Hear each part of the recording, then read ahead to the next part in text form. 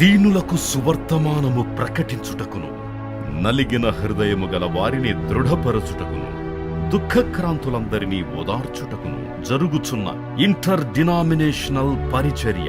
యెషయా 61:1-3. United peoples fellowship UPF ఆదివారము ఆరాధనలు. ప్రభాత ఆరాధన ఉదయం 6 గంటల నుండి ఉదయం 9 గంటల వరకు. సాయంకాల ఆరాధన సాయంత్రం 6 గంటల నుండి రాత్రి 9 గంటల వరకు. స్థలం Osmania garden function hall, జామై Osmania railway station ఎదురుగా, అడిక్మెట్, హైదరాబాద్. అందరూ ఆహ్వానితులే. ఆహ్వానించువారు ప్రభువు దాసురాలు జాయ్ చెరియన్ గారు, వ్యవస్థాపక అధ్యక్షురాలు మరియు సీనియర్ పాస్టర్ యూపీఎఫ్ హైదరాబాద్. వివరములకు 9550504718, 9030757571 నంబర్లను సంప్రదించగలరు. Praise the Lord. ఈరోజు దేవుని వాక్యం అందించడానికి దేవుడు నాకు కృప చూపినందుకు దేవునికి వందనాలు చెల్లిస్తున్నాను. మరి మీకందరికి కూడా ప్రభు పేరట శుభములు. ఆ రాయి ఎంతో పెద్దది అనే ఒక ప్రసంగాన్ని మనం విందాం.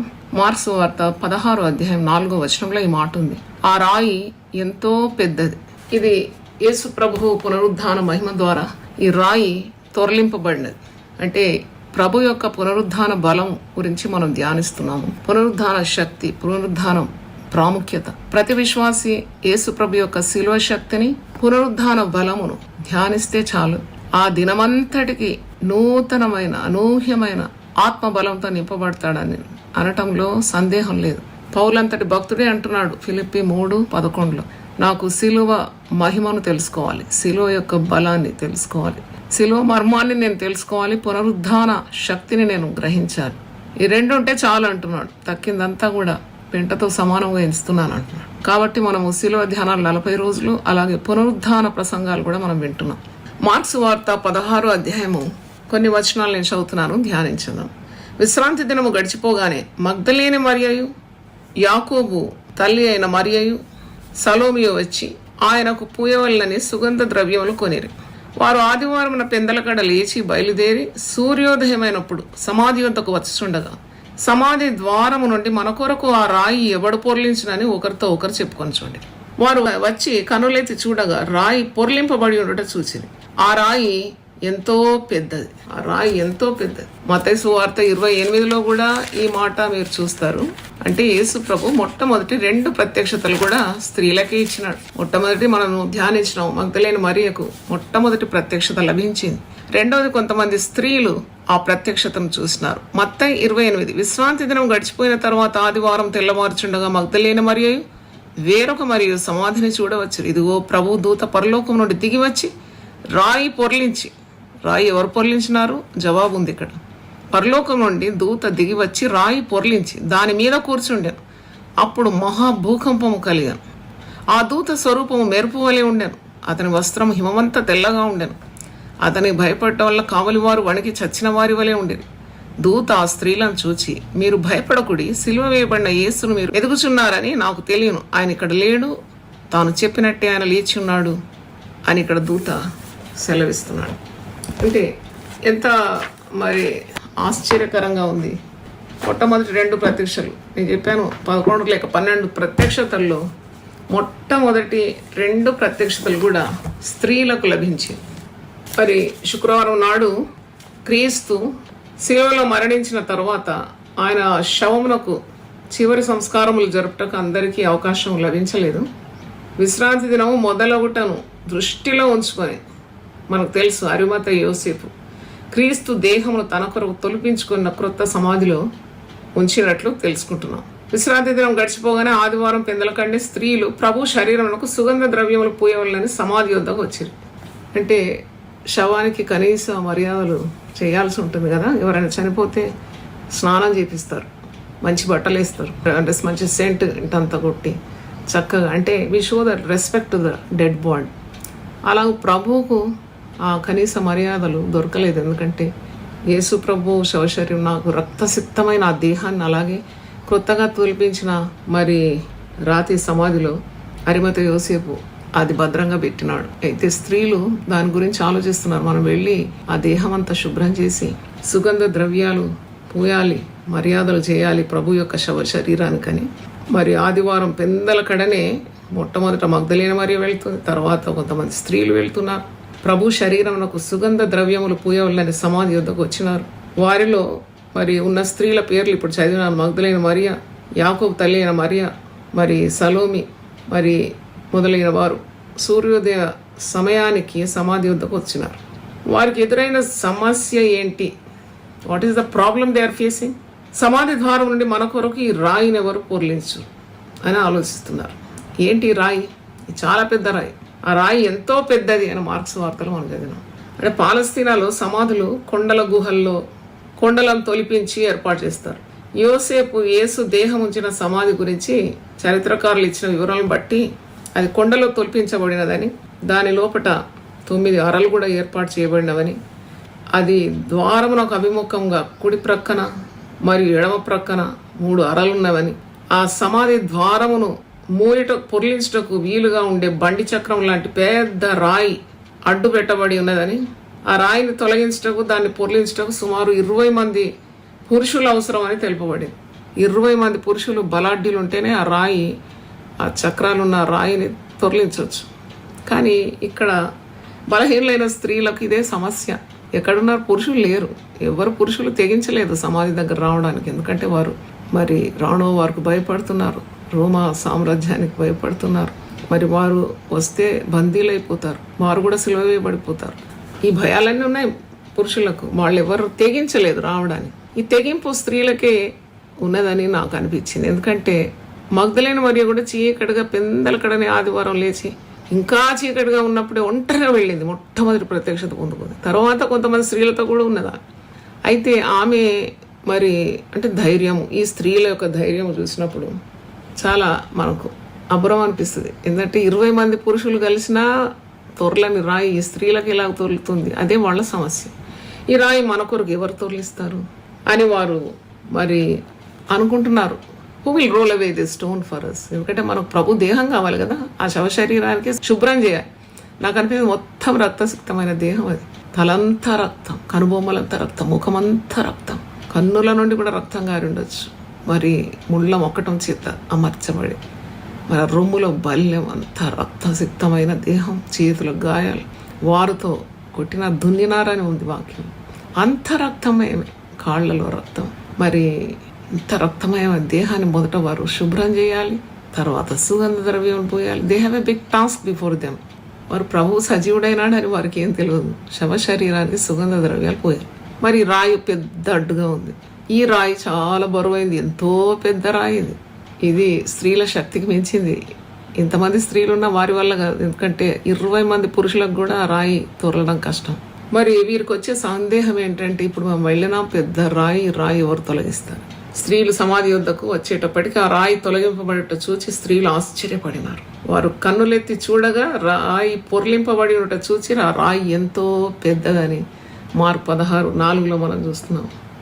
వారు దాంట్లో సమాధిలో ప్రవేశించి చూస్తున్నారు. అక్కడ నిలువుటంగి ధరించిన పడుచువాడు కూర్చుంట చూచి మరింత కలవరపడ్డాడు. అప్పుడు అతను వారిని ధైర్యపరిచి ప్రభు పునరుద్ధాన శుభవార్తను వారికి తెలియజేస్తున్నాడు. యేసుక్రీస్తు పునరుద్ధానము చెందకుండా ఉంటే నేడు మనం క్రీస్తుని గురించి తలంచుకోవాల్సిన అవసరమే లేదు.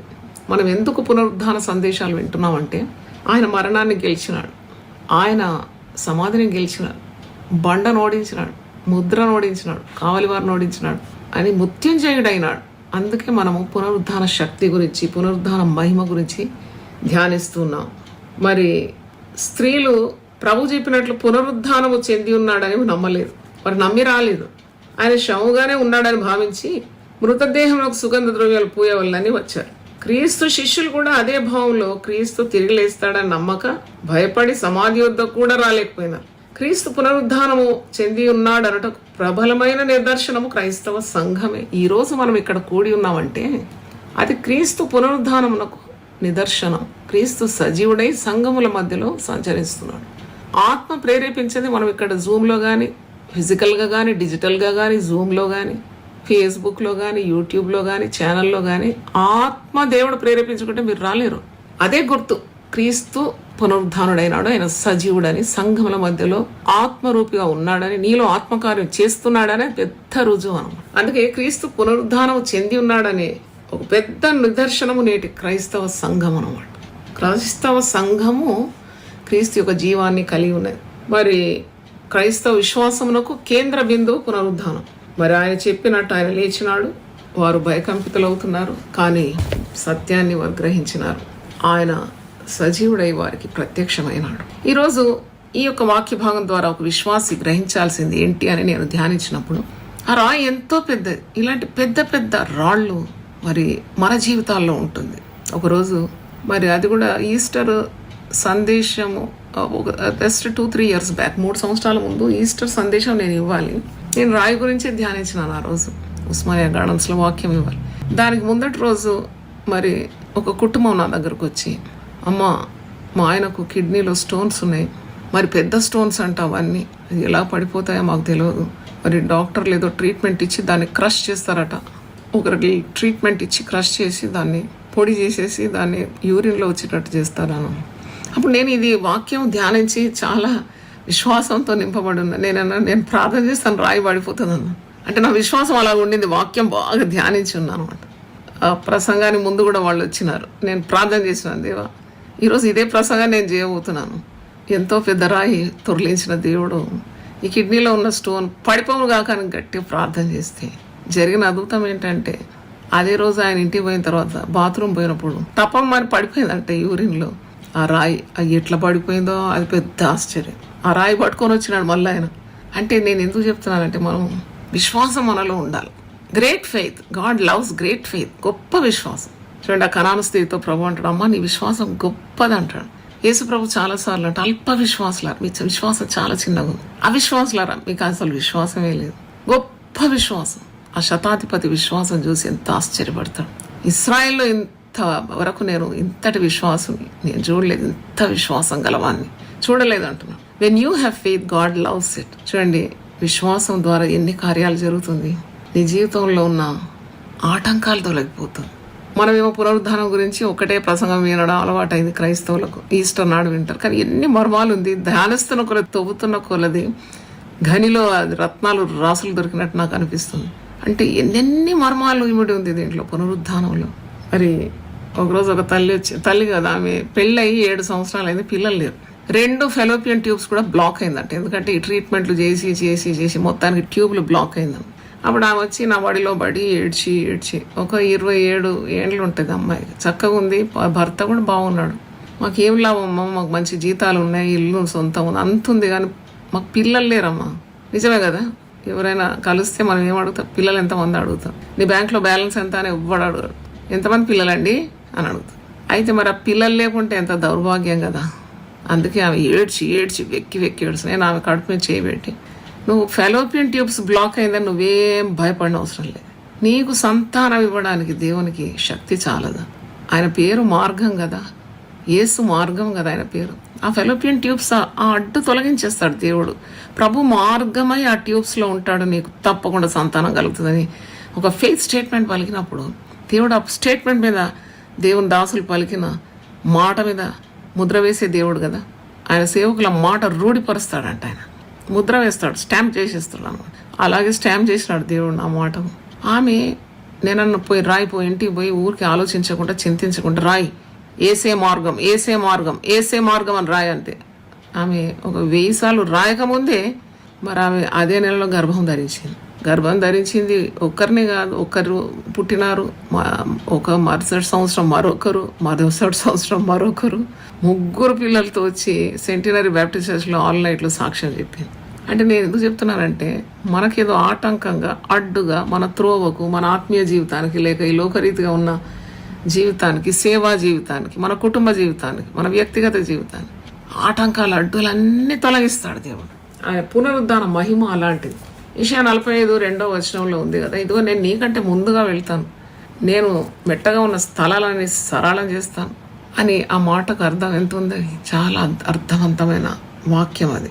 యెషయా 45:2, నేను నీకు ముందుగా పోవచ్చు, మెట్టగా ఉన్న స్థలములను సరళం చేసేది, ఇత్తడి తలుపులను పగలగొడతాను, ఇనుప గడియలను విడగొడతాను. అంటే God can remove any hurdle from your path. ఈరోజు be assured that God can remove any obstacle from your path. మరి సువార్తకు ఆటంకాలు ఉన్నాయి, దేవుని బిడ్డలకు ఆటంకం ఉంది. ఒక సహోదరి వచ్చింది, ప్రభుని నమ్ముకున్నానమ్మా, టీవీలో మీ వాక్యం చూస్తాను, యూట్యూబ్లో వాక్యం చూడడానికి నాకు స్వాతంత్రం లేదు, ఇంట్లో మా వారు ఒప్పుకోరు, కాబట్టి నేను చెవిలో ఇయర్ ఫోన్స్ పెట్టుకొని దుప్పటి నిండుగా కప్పుకొని నేను వాక్యం విని ఆనందిస్తానమ్మా అంటే ఆమెకు అన్ని రాలు. ఆమె రక్షణ పొందింది, 2 కుమారులు కూడా రక్షణ పొందినారట. ఆమెకు పట్టలేనంత ఆనందం నన్ను చూడగా. గట్టిగా పట్టుకుంది, చేయి పట్టుకొని ముద్దు పెడుతుంది, అమ్మా నేను రక్షణ పొందుకున్నానమ్మా. కానీ నాకు ఒక ఆటంకం ఉంది, నాకు స్వాతంత్రం లేదు. నాకు మందిరానికి వెళ్ళడానికి, బైబిల్ చదవడానికి, టీవీ చూడడానికి కూడా చాటున చూస్తానమ్మా. నేను బిడ్డ, ఈ ఆటంకం దేవుడు తొలగిస్తాడు, నీ భర్త హార్మోన్స్ పొందుతాడు బిడ్డ, డోంట్ వరీ. ఏడుస్తూ ఉంది, నేను కన్నులు తుడిచేసి నేను చెప్పినాను, నువ్వు ఏమి ఏడవు అమ్మా, నేను ఏం చేస్తానంటే నువ్వు నా ఇంటికి వచ్చినట్టు, నా సోఫాలో కూర్చున్నట్టు, నేను నీ వడిలో పడినట్టు, నేను ఏడుస్తుంటే నువ్వు నన్ను మరి తల తిరుగుతూ నువ్వు నన్ను ఓదార్చినట్టు నాకు అనిపిస్తుందమ్మా. నాకు దేవుడు నన్ను అట్లా ఓదార్స్తాడమ్మా.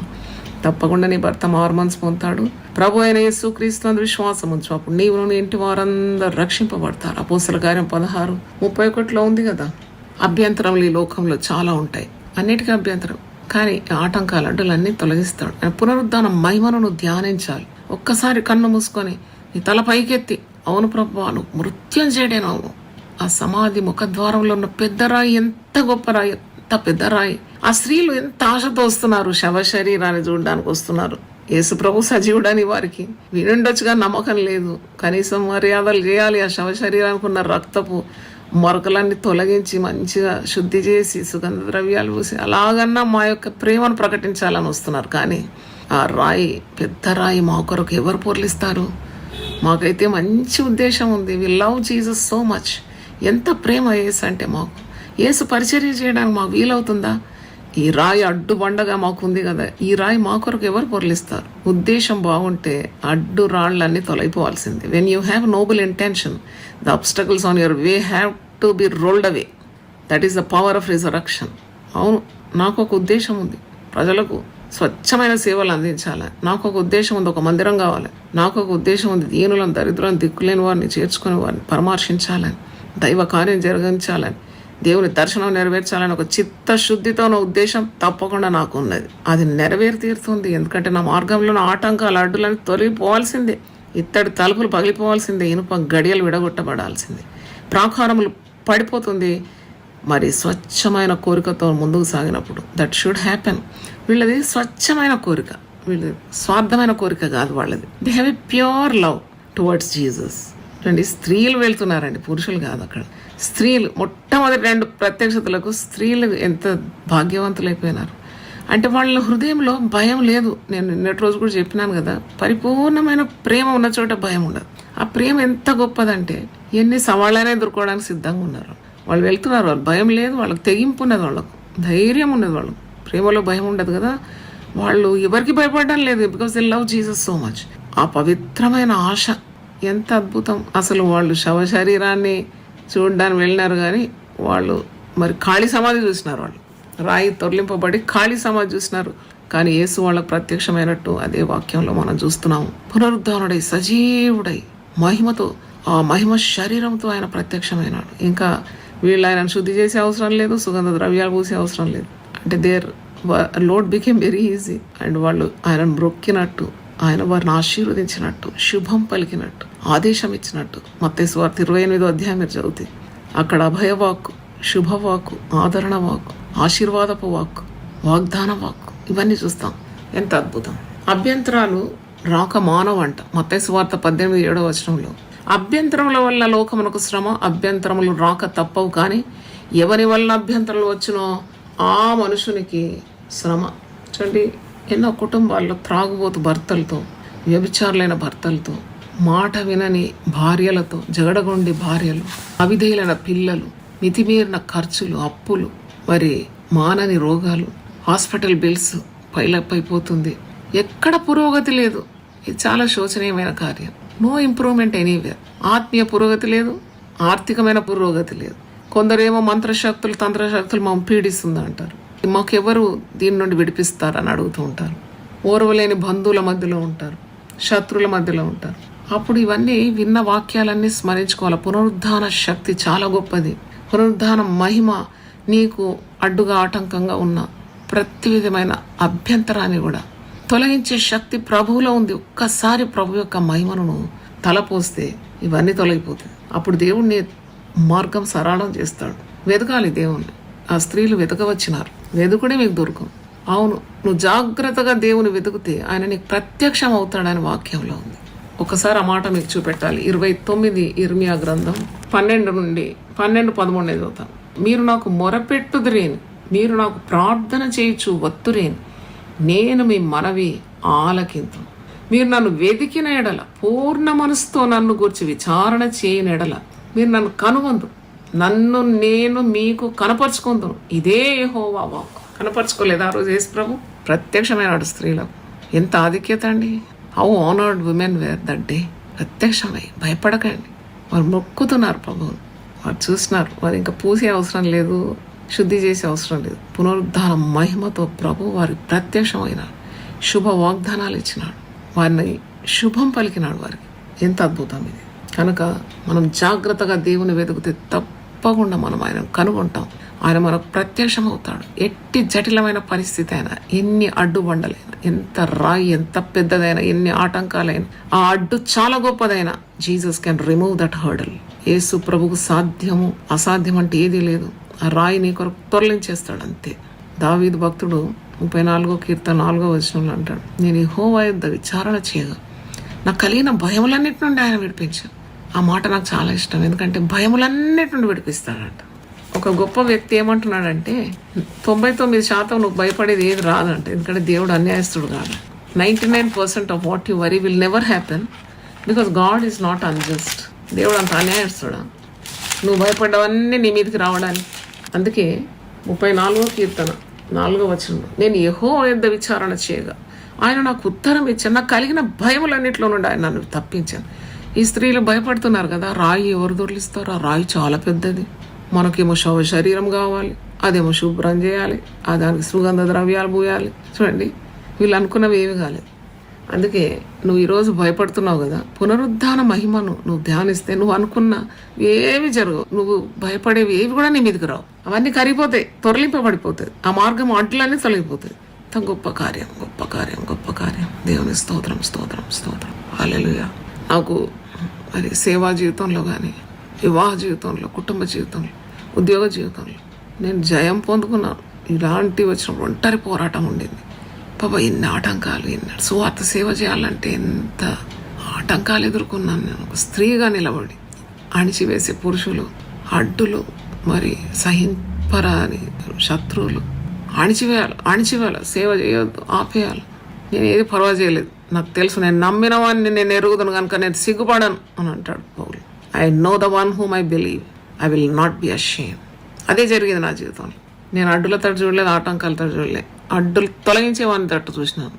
ఒకవేళ అమ్మో ఇంత పెద్ద బండ, అమ్మో ఇంత పెద్ద అడ్డు అంటే నేను అక్కడే కూర్చొని చతికిలబడి ఏడ్చి ఏది సాధించలేకపోయేదాన్ని. I looked at the one who can remove and roll away the stone.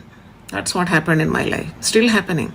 ఇంకా నేను సవాళ్లతోనే ఉన్నాను. కానీ నాకు తెలుసు, నన్ను పిలిచిన వాడు నమ్మదగినవాడు, నాకు దర్శనం ఇచ్చిన వాడు నమ్మదగినవాడు. నన్ను నడిపిస్తాడు, చివరి రోజు వరకు నడిపిస్తాడు. అది కూడా విజయోత్సవంగా నడిపిస్తాడు, ఊరేగిస్తూ నడిపిస్తాడు అని నా విశ్వాసం. ఆ రాయి ఎంతో పెద్దదట. కానీ స్త్రీలు వారు వెళ్ళిన వెంటనే వారు కనుగొన్నది ఏంటంటే, రాయి తొరలింపబడేది. ఒక దూత వచ్చింది, ఆ రాయి మీద కూర్చుందట. మళ్ళీ తిరిగి చక్రంతో ఇటు మీద తిరిగి రాకుండా అక్కడ కూర్చుంది దూత ఆ రాయి మీద. అంటే ఖాళీ సమాధి చూసినారు వాళ్ళు. వాళ్ళు అనుకున్నది ఏది జరగలేదు, అనుకోనది జరిగింది, ఊహించనివి జరిగినవి, అడగనివి జరిగినవి. వారు పొందుకున్నది గొప్ప మహిమ కల కార్యాలు.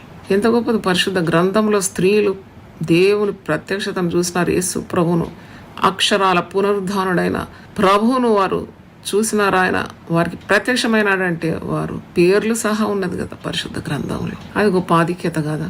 కాబట్టి ఈరోజు దేవుని వాక్యం వింటున్న దేవుని బిడ్డలారా, మీకున్న ఆటంకాలు, అడ్డులు, భయాలు, రోగాలు, రుగ్మతలు, అసమర్థము లేక అసాధ్యమైన కార్యాలు, ఇవన్నీ కూడా ప్రభు పాదాల దగ్గర పెట్టి పునరుద్ధాన మహిమను పక్కన పెడితే ఇవన్నీ తొలగిపోతాయి. దేవునికి స్తోత్రం. God bless you. ప్రభు అని పరిశుద్ధ నామమున స్తోత్రం తండ్రి. మాతో సూటిగా మాట్లాడేది వందనాలు చెల్లిస్తున్నాను. నిరాశపరులు, స్పృహ వారి నీరసించి ప్రభు కృంగిపోయిన బిడ్డల కొరకు ప్రత్యేకంగా ప్రార్థిస్తున్నాను. ఈ రాయి మా కొరకు ఎవరు పొర్లిస్తారు? ఆ రాయి పొర్లింపబడట వారు చూస్తున్నారు. పరలోకం నుండి దూత దిగి వచ్చి ఆ రాయిని పొర్లించిందని వాక్యంలో మేము చూస్తున్నాం. దేవుని యందు భయభక్తులు గల వారికి దేవుని దూతలు పరిచర్య చేస్తాయని, దేవుని దూతలు కావలి ఉండి వారిని రక్షిస్తాయని, వారికి సహాయపడతాయని వాక్యంలో ఉంది.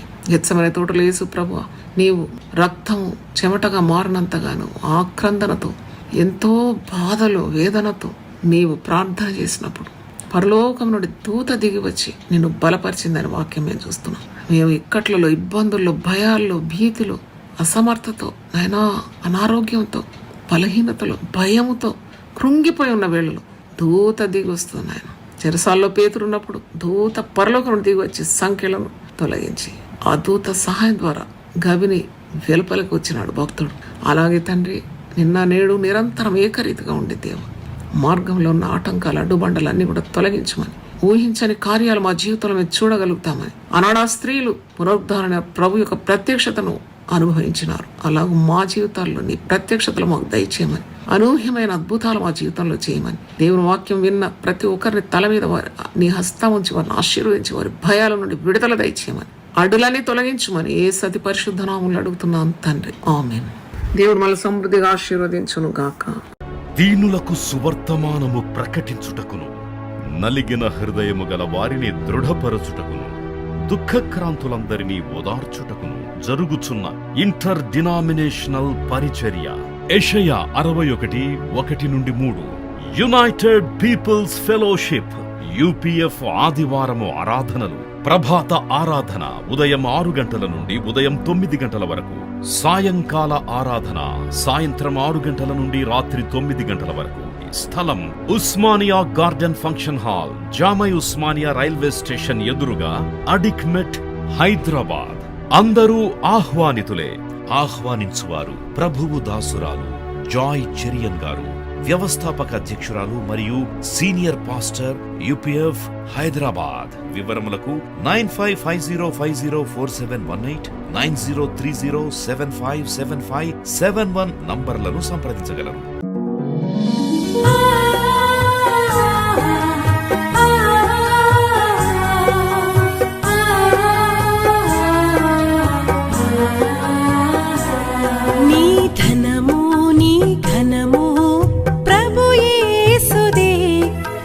దశమా భాగమునీయ వెనుదీతువా. నీ ధనము నీ ఘనము ప్రభు యేసుదే, నీ దశమా భాగమునీయ వెనుదీతువా. ధరలోన ధనధాన్యములనీయగా కరుణించి కాపాడి రక్షింపగా. ధరలోన ధనధాన్యములనీయగా కరుణించి కాపాడి రక్షింపగా. పరలోకనాదుండు నీకీయగా మరి యేసు కొరకీయ వెనుదీతువా. పరలోకనాదుండు నీకీయగా మరి యేసు కొరకీయ వెనుదీతువా. నీ ధనము నీ ఘనము ప్రభు యేసుదే, నీ దశమా భాగమునీయ వెనుదీతువా. పాడి పంటలు ప్రభువు నీకీయగా కూడు గుట్టలు నీకు దయచేయగా. పాడి పంటలు ప్రభువు నీకీయగా కూడు గుట్టలు నీకు దయచేయగా. వీడంగ ప్రభు యేసు నామంబును గడువేల ప్రభుకీయను క్రైస్తవా. వీడంగ ప్రభు యేసు నామంబును గడువేల ప్రభుకీయను క్రైస్తవా. నీ ధనము నీ ఘనము ప్రభు యేసుదే, నీ దశ